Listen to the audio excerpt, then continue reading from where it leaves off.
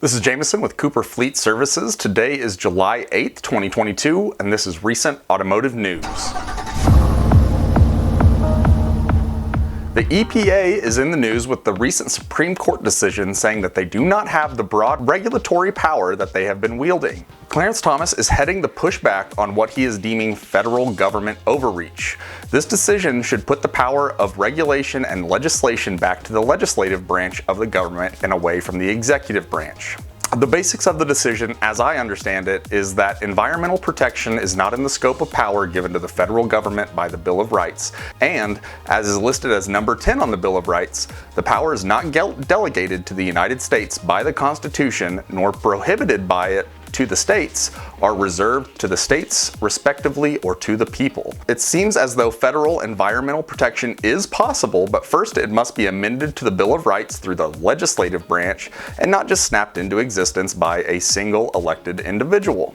Many people are frustrated by how hard it is to amend the Bill of Rights, but it seems to me to be designed that way for a reason.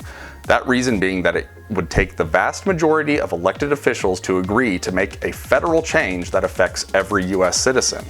And in turn, states could experiment with different solutions, and citizens also have the ability to move somewhere that fits their values better, or even promote political change in your local area to make your values more present.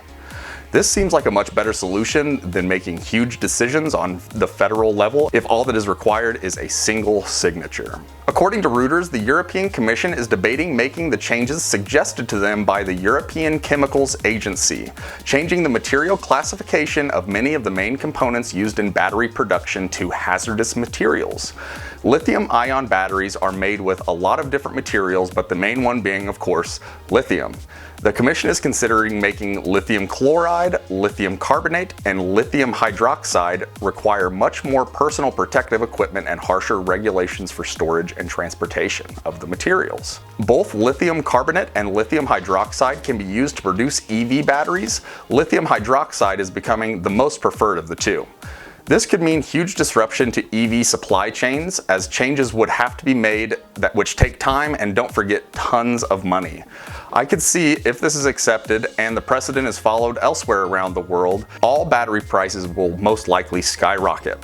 That being said, we have known the toxicity of lithium for a long time. A quick Google search will reveal some really disturbing facts, including that the toxicity mostly affects our kidneys and nervous system, and severe cases will have GI and cardiovascular problems as well. Where does most of this toxic lithium come from? South America has the largest known deposit in the world, but most lithium is processed and purchased from, you guessed it, China.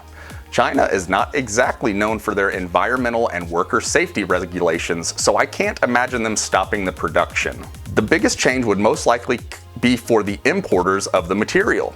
Prices would have to be increased on everything that uses lithium-ion batteries because of the new handling, storage, and transportation regulations that for sure would follow the adoption of this change. This story seems to pretty much mirror early automotive history with the adoption of leaded gasoline. The auto industry knew that it was toxic and caused all sorts of problems, but it solved the issue of high compression, high horsepower engines. Only after the world lost an estimated 800 million IQ points and countless lives to disease and cancer from lead did we finally acknowledge the issue and pass legislation to limit leaded gasoline.